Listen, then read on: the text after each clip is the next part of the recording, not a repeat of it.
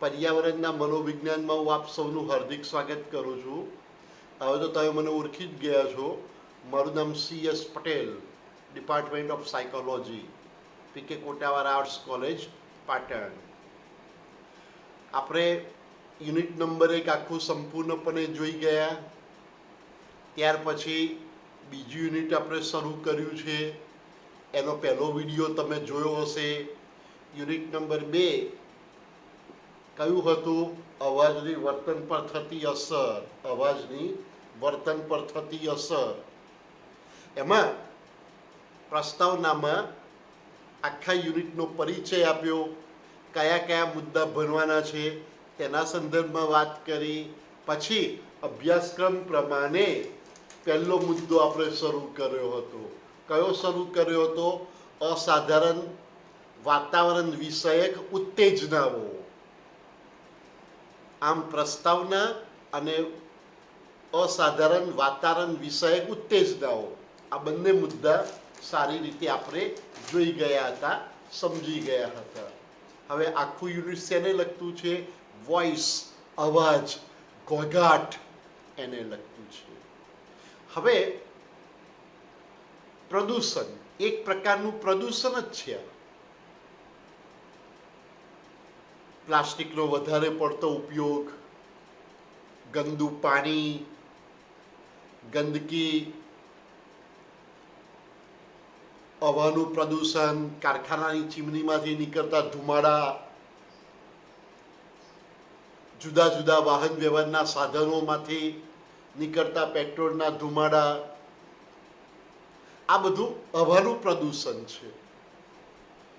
પ્લાસ્ટિકનો વધારે પડતો ઉપયોગ કરવાથી પણ ગંદકી ફેલાય છે. હમણાં જ મેં તમને કહ્યું. પાણીનું પ્રદૂષણ, આપણી નદીઓ, તળાવો, સરોવર, એ બધા ગંદા હોય છે. પાણીનું પ્રદૂષણ જોવા મળતું હોય છે. લોકો નદી કિનારે નાહતા હોય છે, આપણે જોઈએ છે ને બધું. પોતાના વાહન વ્યવહારના સાધનો સાફ કરતા હોય છે. એટલે આવા બધા પ્રદૂષણોના સંદર્ભમાં યુનિટ નંબર 2માં અવાજ વિશેની વાત છે. અવાજ કે ઘોંઘાટ. હા, સંગીતમય અવાજ હોય, તાલબદ્ધ અવાજ હોય, કર્ણપ્રિય અવાજ હોય તો આપણને બધાને ગમે છે. પણ મોટો અવાજ, ધડાકા થતા હોય, મોટો અવાજ હોય, થયો હોય, અથવા તો ઘોંઘાટ, એ અવાજનું પ્રદૂષણ છે. તો તેના સંદર્ભમાં જ આપણે અવાજ સંબંધી બાબતો વિશે જોવાનું છે કે જુદા જુદા પ્રકારના અવાજો એની વર્તન પર કેવી અસર થાય છે, વ્યક્તિના વર્તન ઉપર અવાજની કેવી અસરો થાય છે, એના સંદર્ભમાં આખું યુનિટ છે. તેના સંદર્ભમાં પ્રસ્તાવના વિશે આપણે જોયું હતું કે પ્રસ્તાવનામાં આપણે જોયું કે ગળાના સ્નાયુઓ સક્રિય બનવાથી જે સંવેદન ઉત્પન્ન થાય છે તેને અવાજ તરીકે ઓળખવામાં આવે છે. આપણે જ્યારે બોલીએ છીએ ત્યાંથી જ અવાજની શરૂઆત થતી હોય છે. તો માનવીના ગળાના સ્નાયુઓ જ્યારે સક્રિય બને છે ત્યારે જે સંવેદન થતું હોય છે, એમાંથી જે સંવેદન થાય એને લગતું ઉત્પન્ન થાય એને અવાજ તરીકે ઓળખવામાં આવે છે. એમાં માનવી અને પ્રાણી બંનેના અવાજો અલગ અલગ હોય છે. દાખલા તરીકે બાળક રોતું હોય તો આપણે શું કહીએ છીએ? બાળકનો રડવાનો અવાજ આવે છે. અમુક માનવીનો બોલવાનો અવાજ આવે છે. સિંહ ગર્જના કરે છે, મોર કે કોયલ ટવકા કરે છે, કૂતરો ભસે છે. તો આ રીતે માનવી અને જુદા જુદા પ્રાણીઓમાં જુદા જુદા અવાજો નીકળતા હોય છે એના દ્વારા. હવે અવાજની બાબતમાં, અવાજની પ્રદૂષણની બાબતમાં આપણે વાત કરીએ તો એમાં જુદા જુદા વાહન વ્યવહારના સાધનો પણ ઘોંઘાટ ઉત્પન્ન કરતા હોય છે. દાખલા તરીકે હાઈવે ઉપર ટ્રકના અવાજો, આવતી જતી મોટર કારના અવાજો, ત્યાર પછી ઓટો રિક્ષાના અવાજો શહેરની અંદર, રેલવે સ્ટેશનની આજુબાજુ રહેતા હોય એ લોકો માટે ટ્રેનના અવાજો ડિસ્ટર્બ કરતા હોય છે. એરોડ્રામની આજુબાજુ રહેતા હોય તો વિમાનના અવાજો, રેલવે સ્ટેશન ઉપર ટ્રેન આવે, ટ્રેન ઉપડે એનો ઘોઘાટ થાય. એરોડ્રામ ઉપર આપણે જોઈએ છે વિમાન ઉતરે, વિમાન ઉડે, એરોપ્લેન, એનો અવાજ થાય. અને ખાસ કરીને રેલવે સ્ટેશન અને એરોડ્રામ એની આજુબાજુ રહેતા લોકો, આજુબાજુની સોસાયટીમાં રહેતા લોકો શરૂઆતમાં અવાજથી હેરાન થતા હોય છે, પછી ધીમે ધીમે ટેવાઈ જતા હોય છે. કાયમનું થાય એટલે પછી ટેવાઈ જતા હોય છે. તો આ બધી બાબતો ડિસ્ટર્બ કરતી હોય છે અને એ બધાની નેગેટિવ અસરો માનવ વર્તન પર થતી હોય છે. તો તેના સંદર્ભમાં યુનિટ નંબર 1માં આપણે જુદા જુદા મુદ્દા સમજવાના છે. એક મુદ્દો તો જોયો, અસાધારણ વાતાવરણ વિષયક ઉત્તેજના, પછી શ્રવણ તંત્રની રચના અને કાર્ય, ત્યાર પછી ધ્વનિના લક્ષણો, ઘોઘાટના વિક્ષેપકારક લક્ષણો, ઘોઘાટની અસરો વગેરે મુદ્દા વારાફરતી આપણે સમજવાના છે. હવે એમાં વાતાવરણ વિષયક ઉત્તેજનાઓ, વાતાવરણ વિષયક ઉત્તેજનામાં આપણે કેટલીક બાબતો વિશે જોયું હતું. કેટલીક વાર ઉદ્દીપક વગરનું વાતાવરણ હોય છે. તો ઉદ્દીપક વગરનું વાતાવરણ એ શાંત વાતાવરણ તરીકે ઓળખાય છે. જ્યારે વિવિધ ઉદ્દીપકો વાળું વાતાવરણ હોય અને એ વાતાવરણમાં ઉત્તેજના હોય તો એ વાતાવરણ ઘોઘાટ કે મોટા અવાજવાળું છે એવું આપણે કહેતા હોઈએ છીએ. ઘણી વખતે ઘોઘાટ થાય, મોટા અવાજો થાય, એમાં પડઘા પડતા હોય છે. એટલે પડઘો એ આગળ પાછળ થતી ઝડપી હિલચાલ અથવા અહીં તહીં આંદોલન થવા તે. પડઘાની વ્યાખ્યા આપણે શું કરીએ છીએ? આગળ પાછળ થતી ઝડપી હિલચાલ અને અથવા અહીં તહીં આંદોલનો થવા તે, આંદોલિત રીતે અવાજો થવા તે. સાધન વ્યવહાર ચાલુ હોય તો આગળ પાછળ પેલા સાધનો ચાલતા હોય એટલે એને લીધે અવાજો આવતા હોય છે. આગળ પાછળ થતી હિલચાલ અથવા અહીં તહીં આંદોલિત થતા અવાજો, આગળ પાછળ થતી હિલચાલ અથવા અહીં તહીં થતા આંદોલિત થતા અવાજો. તો આખો ખ્યાલ છે ફિઝિક્સનો છે, ભૌતિક શાસ્ત્રનો ખ્યાલ છે. અવાજનું માપન, અવાજ કેટલા પ્રમાણમાં છે, કેટલા ડેસિબલમાં છે, અવાજ કેટલો તીવ્ર છે, કેટલો મંદ છે, અવાજની પ્રબળતા કેટલી છે, આ બધી જ બાબતોનું માપન ભૌતિક શાસ્ત્રમાં થતું હોય છે. એટલે ભૌતિક શાસ્ત્રીય ખ્યાલો અહીં આપણે જોઈ શકતા હોઈએ છીએ. અભ્યાસમાં ઘણી વખતે આવતું હોય છે. હાઈવે ઉપર ભારે વાહનોના હલનચલનો થતા હોય છે,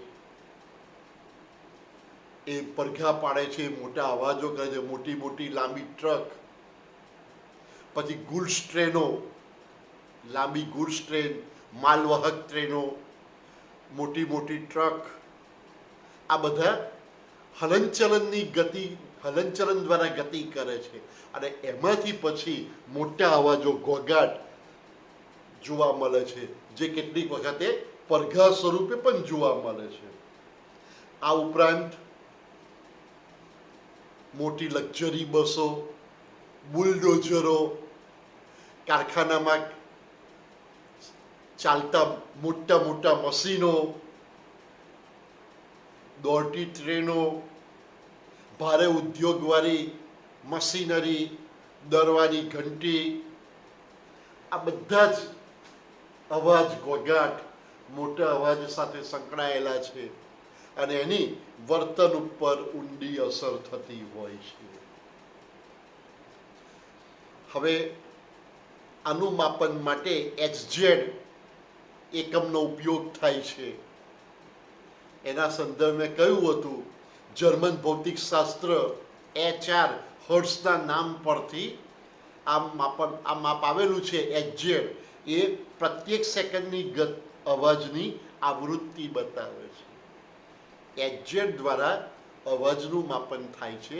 આ HZ એ જર્મન ભૌતિકશાસ્ત્રના નામ પરથી આવેલું માપ છે અને HZ પ્રત્યેક સેકન્ડની અવાજની આવૃત્તિ દર્શાવે છે.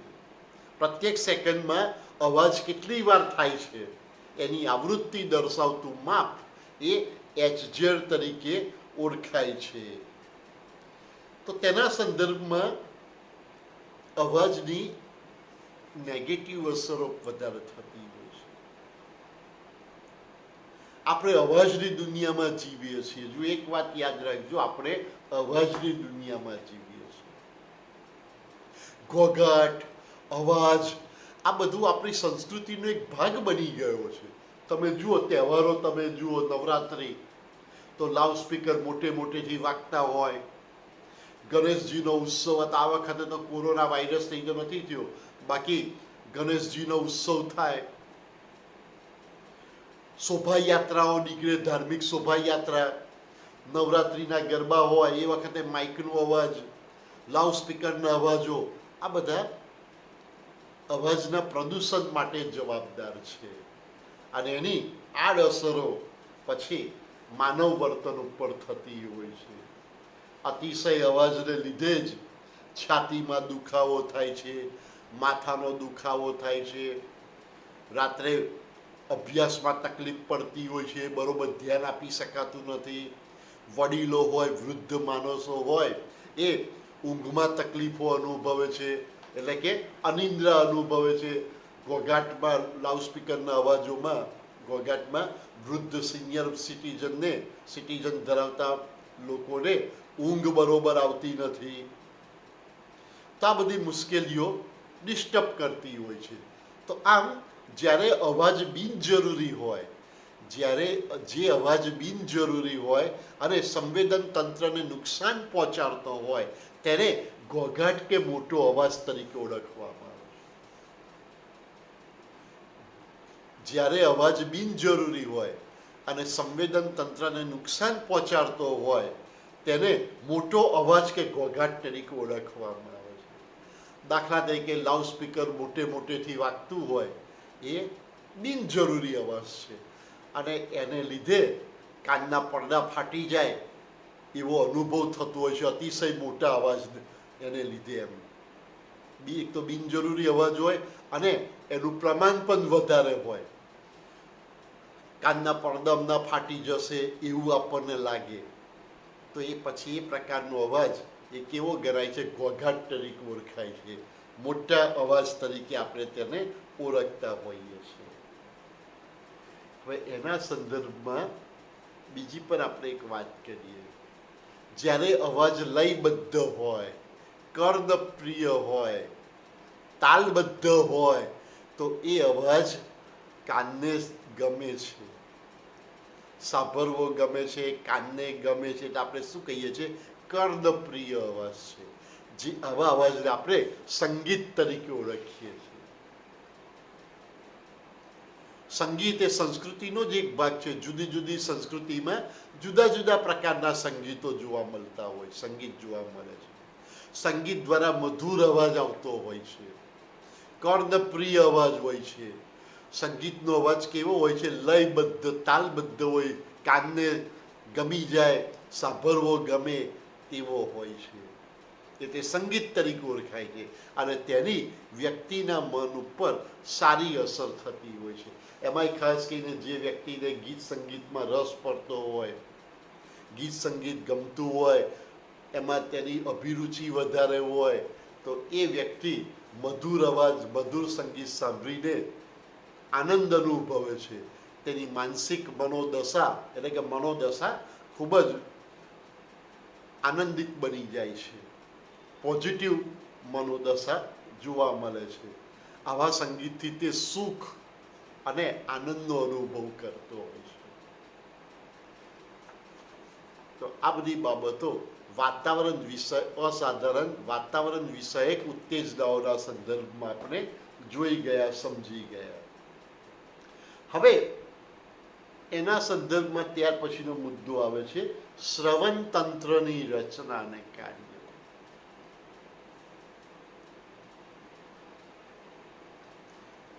આપણે અવાજ વિશે જોયું, ઘોઘાટ વિશે જોયું, પડઘા વિશે વાત કરી, કર્ણપ્રિય અવાજ સંગીત વિશે વાત કરી, બધું ખરું. પણ હવે પછીનો જે મુદ્દો છે એ શારીરિક અંગોની રચના અને કાર્યના સંદર્ભમાં છે.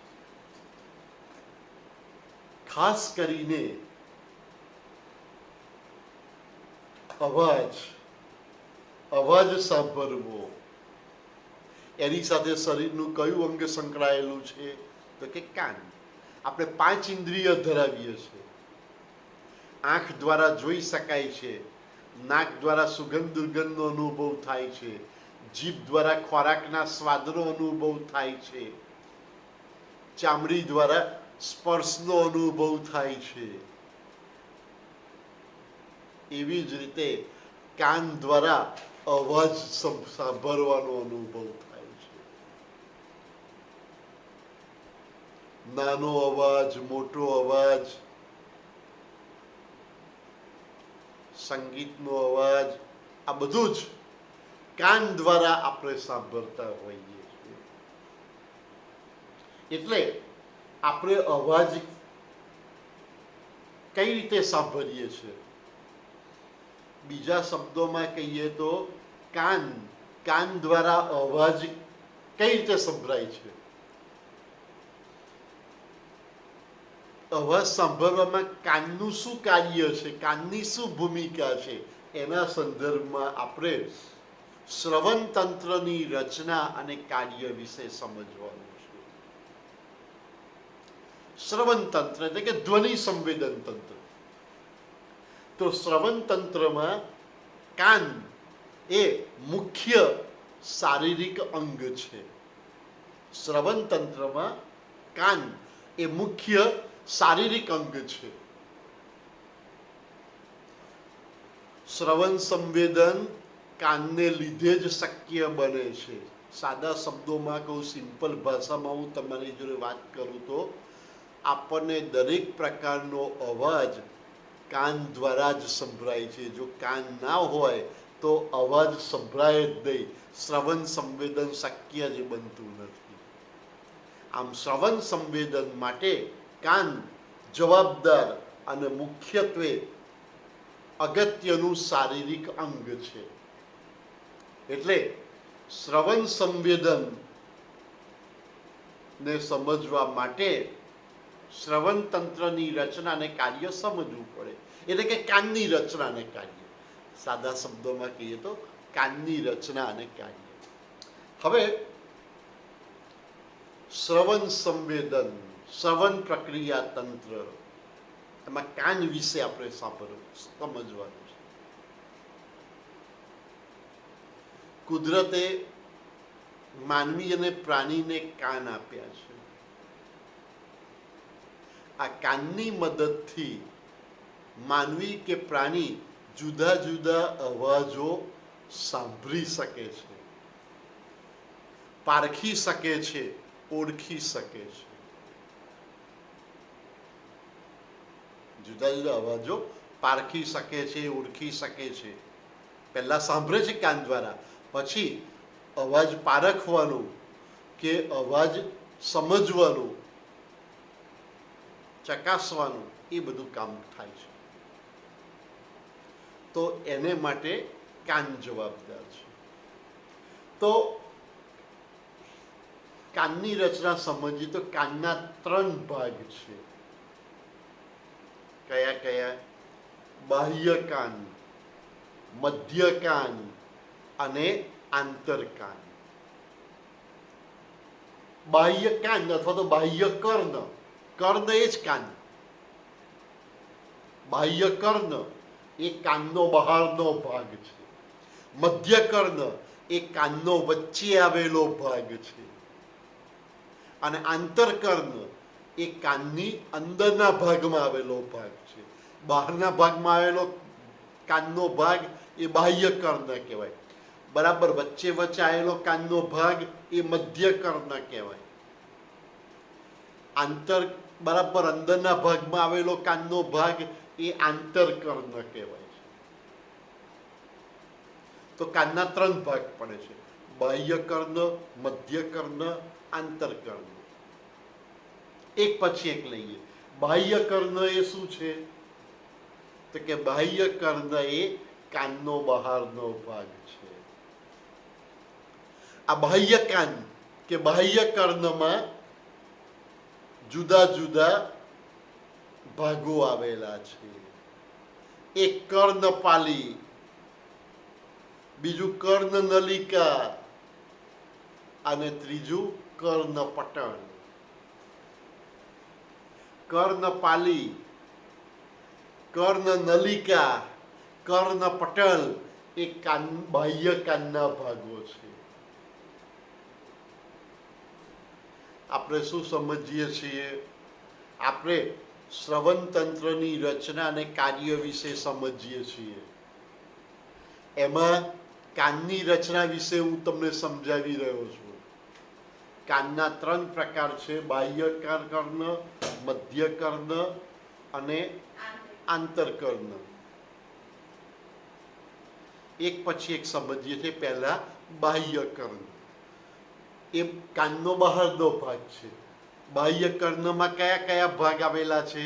તો કે કર્ણપાલી, કર્ણનલિકા અને કર્ણપટલ. કર્ણપાલી એટલે બહારનો ભાગ, સૌથી બહારનો ભાગ. આપણે કાનની બૂટ કહેતા હોઈએ છીએ. નીચેનો ભાગ કાનની બૂટ તરીકે ઓળખાય છે. આ બધો ભાગ જે બહારનો ભાગ દેખાય છે એ બાહ્ય કાન છે, કર્ણપાલી તરીકે ઓળખાય છે. દેશી ભાષામાં કહે તો એને કાનની બૂટ તરીકે ઓળખીએ છીએ. હવે માનવી અને પ્રાણીના કાનની રચના અલગ અલગ, એટલે કે માનવી કરતાં પ્રાણીના કાન મોટા હોય છે. પરિણામે પ્રાણી અવાજની દિશામાં પોતાના કાન વારી શકે છે. જે બાજુથી અવાજ આવતો હોય એ બાજુએ પોતાના કાન પ્રાણી વારી શકતા હોય છે. કૂતરો છે, બિલાડી છે, આપણે જોઈએ છીએ. એવી રીતે માનવી પોતાના કાન વારી શકતો હોતો નથી. પણ કર્ણપાલી એ હાડકાનું બનેલું નથી, પણ શેનું છે? કુરચાનું બનેલું છે. એટલે કર્ણપાલી એ પોચું હોય છે, પોચો ભાગ છે જે કુરચાનો બનેલો હોય છે. ત્યાર પછી કર્ણપાલીની અંદરનો ભાગ આપણે જોઈએ તો એ કર્ણનલિકા તરીકે ઓળખાય છે. કર્ણનલિકાના છેડે વાળ આવેલા છે. કર્ણનલિકાનો રસ્તો, જે નલિકાનો વચ્ચેનો ભાગ છે, એ સ્નિગ્ધ હોય છે. એટલે કે તૈલી પદાર્થો, તૈલી પ્રવાહી રહેલું છે. વચ્ચેના ભાગમાં તૈલી પ્રવાહી અથવા તો ચીકણું કે સ્નિગ્ધ હોય છે. અને કર્ણનલિકાના છેડે એ વાળ હોય છે. એટલે બહારથી આવતા નાના નાના જીવાણુઓ અથવા તો બહારથી આવતા ધૂળના રજકણો એ અટકી જતા હોય છે. તૈલી પ્રવાહી વચ્ચેના ભાગમાં હોવાથી, નલિકાની વચ્ચે હોવાથી એ અટકી જતા હોય છે. એટલું જ નહીં, નલિકાના છેડે વાળ જોવા મળતા હોય છે. આ વાળને લીધે પણ આગળ વધતા જીવાણુઓ કે ધૂળના રજકણો અટકી જાય છે, આગળ વધી શકતા હોતા નથી. કર્ણનલિકાના છેડે કર્ણપટલ આવેલો છે, જેને આપણે કાનના પડદા તરીકે ઓળખીએ છીએ. અને આપણે શું કહીએ છીએ ને, કાનના પડદા તરીકે આપણે એને ઓળખતા હોઈએ છીએ. તો અવાજ સાંભળવાના કામમાં, એટલે કે ધ્વનિ સંવેદનમાં, આ કર્ણપટલ કાનનો પડદો ખૂબ મહત્વનો ભાગ ભજવે છે. કર્ણપટલ આપણે કહીએ છીએ, એ કર્ણપટલ એ સફેદ ચામડીનો બનેલો છે. કર્ણપટલ એ સફેદ રંગનો ચામડીનો બનેલો છે, પાતળી ચામડી, સફેદ રંગની પાતળી ચામડીનો બનેલો છે કર્ણપટલ. એ ખેંચાયેલી અવસ્થામાં હોય છે, એટલે બહારથી આવતા અવાજના મોજા કર્ણપાલીમાં થઈને કર્ણનલિકામાં પ્રવેશે છે અને તેના છેડે આવેલા કર્ણપટલ સાથે ટકરાય છે. પરિણામે કર્ણપટલમાં ધ્રુજારી થાય છે, કાનનો પડદો ધ્રુજે છે. આ અવાજ સાંભળવાની ક્રિયામાં આ કર્ણપટલ મહત્વનો ભાગ ભજવે છે. એ કર્ણપટલ સાથે અવાજ ટકરાય છે એટલે ધ્રુજારી થાય છે કર્ણપટલમાં. જો ધ્રુજારી ન થાય તો આપણે અવાજ સાંભળી શકતા જ નથી. એટલે મેં પહેલાં કહ્યું હતું, ફરી કહું છું, અવાજ સાંભળવાની ક્રિયામાં કર્ણપટલ મહત્વનો ભાગ ભજવે છે. અવાજના મોજા ટકરાય છે અને કર્ણપટલ ધ્રુજે છે. અવાજ સાંભળવા માટે કર્ણપટલમાં ધ્રુજારી થવી ખૂબ મહત્વની બાબત છે. પછી અંદરના ભાગમાં મધ્ય કર્ણ આવેલો છે. કર્ણપટલને અલડીને મધ્ય કર્ણ શરૂ થાય છે.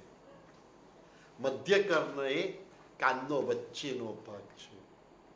એમાં 3 હાડકાં મહત્વના છે: હથોડી, એરન અને પિંગળું. આ નામ આકાર ઉપરથી પાડવામાં આવેલા છે. હથોડી આકારનું હાડકું છે એટલે હથોડી તરીકે ઓળખાય છે. એરન આકારનું હાડકું છે, એરન તરીકે ઓળખાય છે. પેંગડા આકારનું હાડકું છે, એ પેંગડું તરીકે ઓળખાય છે. આમ હથોડી, એરન, પિંગળું એ મધ્ય કર્ણના 3 મહત્વના હાડકાં છે, મહત્વના 3 અંગ છે, જે ધ્વનિ સંવેદનમાં મહત્વનો ભાગ ભજવે છે. આ 3 હાડકાં, હથોડી, એરન અને પિંગળું, આ 3 હાડકાં જે છે એ એકબીજા સાથે સંકળાયેલા છે, એકબીજા સાથે જોડાયેલા છે. દાખલા તરીકે કર્ણપટલ સાથે હથોડીનો આથો જોડાયેલો છે. કાનનો પડદો કે કર્ણપટલ છે તેની સાથે હથોડીનો આથો જોડાયેલો છે. તેનો પહેલો ભાગ એરનને સ્પર્શ કરે છે. એરનનો બીજો ભાગ પિંગળા સાથે જોડાયેલો છે અને પિંગળાનો બીજો ભાગ એ આંતરકર્ણ સાથે સંકળાયેલો છે.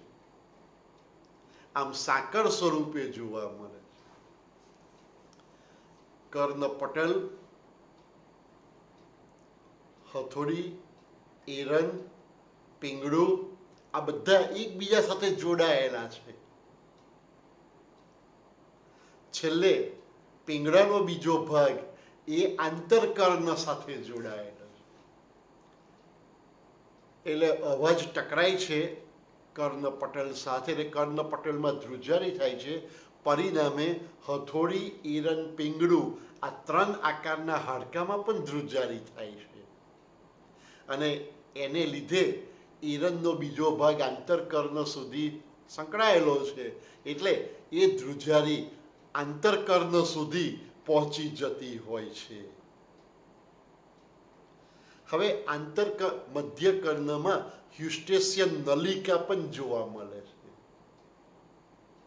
આ હ્યુસ્ટેશિયન નલિકા એ મધ્ય કર્ણમાં આવેલી છે. હથોડી, એરન, પેંગડા પછી હ્યુસ્ટેશિયન નલિકા આવેલી છે. આ હ્યુસ્ટેશિયન નલિકાને લીધે જ હવાનું દબાણ જળવાઈ રહે છે. બંને બાજુએ હવાનું દબાણ જળવાઈ રહે છે, એટલે કે બેલેન્સ રહેતું હોય છે. બે બાજુએ હવાનું દબાણ સરખું રહે એવી કુદરતે વ્યવસ્થા કરેલી છે. જેમ કે ઘણી વખતે મોટો અવાજ આવતો હોય તો કાનનો પડદો તૂટી જતો નથી. કેમ? કેમ કે હ્યુસ્ટેશિયન નલિકાનો બીજો છેડો ગળામાં ખુલતો હોય છે, એટલે એ માર્ગે થઈને થોડીક હવા નીકળી જતી હોય છે, એટલે બંને બાજુએ હવાનું દબાણ જળવાઈ રહેતું હોય છે. પરિણામે કાનનો પડદો ફાટી જતો નથી. બોમ્બ ધડાકા કે મોટા અવાજથી કાનનો પડદો ફાટી જતો નથી. ઘણીવાર મોટો અવાજ થાય છતાં પણ આપણે એના અવાજથી બચી જતા હોઈએ છીએ. ત્યાર પછી આંતરકર્ણ ધ્વનિ સંવેદનમાં ખૂબ જ મહત્વનો ભાગ ભજવે છે. આંતરકર્ણની અંદર કર્ણશંખ કે શંખાકૃતિ નામનું અવયવ આવેલું છે. કર્ણશંખ તરીકે ઓળખાય છે. શંખ આકારનું છે. શંખ આકારનું હોવાથી શંખાકૃતિ કે કર્ણશંખ તરીકે તે ઓળખાય છે. આ કર્ણશંખમાં 3 નલિકાઓ આવેલી છે. કર્ણશંખમાં 3 નલિકાઓ આવેલી છે. વેસ્ટિબ્યુલર, કર્ણશંખીય અને ટિમ્બોનિક. 3 નલિકાઓ કર્ણશંખમાં છે.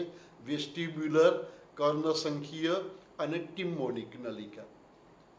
શંખાકૃતિના અંદરના ભાગમાં કર્ણશંખમાં શ્રુતિ યંત્ર આવેલું છે. આ શ્રુતિ યંત્ર સક્રિય બને છે, પરિણામે આપણને અવાજ સાંભળવાનો અનુભવ થાય છે. એમાં અંદરના ભાગમાં 3 નલિકાઓના અંદરના ભાગમાં કર્ણશંખમાં શ્રુતિ યંત્ર આવેલું છે. એમાં પ્રવાહી છે. આ બધી બાબતો અવાજ સાંભળવાની ક્રિયામાં મહત્વનો ભાગ ભજવે છે. એટલે બહારથી આવતા અવાજના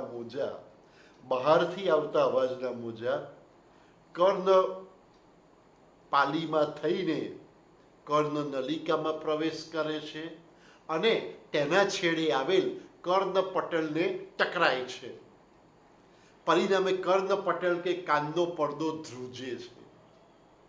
આથી તેની સાથે સંકળાયેલ હથોડી, એરન અને પીંગળું પણ ધ્રુજે છે. આની અસર આંતરકર્ણ સુધી પહોંચે છે. એટલે આંતરકર્ણમાં રહેલ કર્ણશંખ, શ્રુતિયંત્ર અને અંદર રહેલ પ્રવાહી, આ બધા ઉપર અસર થાય છે. આ બધા સક્રિય બને છે.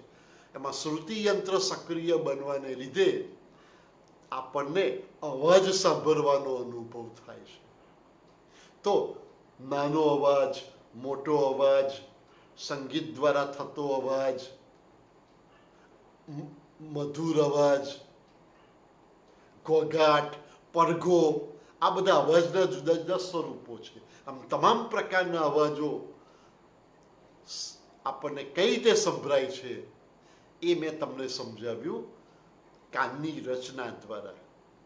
કાનના 3 જે ભાગ છે અને 3 ભાગમાં જુદા જુદા અંગો કઈ રીતે કામ કરે છે એની સમજૂતી દ્વારા મેં તમને અવાજનું સંવેદન કઈ રીતે થાય છે, અવાજ કઈ રીતે સંભળાય છે એ વિશે આપણે જોયું. આમ શ્રવણ તંત્રની રચના અને કાર્યનો મુદ્દો પૂરો થાય છે.